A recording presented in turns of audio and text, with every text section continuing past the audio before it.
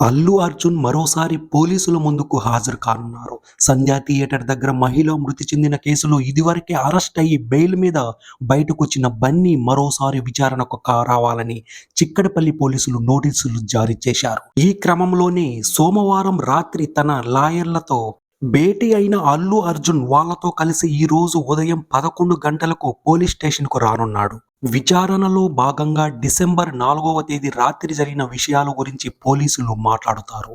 అలానే Allu Arjun statement record చేస్తారని తెలుస్తుంది. ఇది విచారణ కాబట్టి మధ్యాహ్నానికి తిరిగి బన్నీ ఇంటికి వెళ్ళిపోతాడు.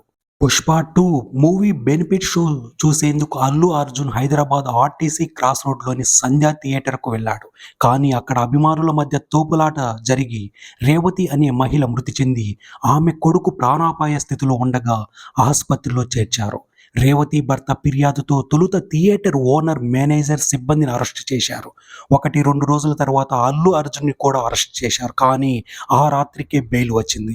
4 వారాల మధ్యంతర బెయిల్ మంజూరైంది. కానీ బన్నీని జైలు నుంచి ఉదయం రిలీజ్ చేశారు. జైలు నుంచి విడుదలైన ఇంటికెళ్లిన తర్వాత సినీ ప్రముఖులు చాలామంది అల్లు అర్జున్ని పరామర్శించారు. తాజాగా ఆ విషయంపై అసెంబ్లీలో సీఎం రేవంత్ రెడ్డి నిప్పులు చెరిగారు.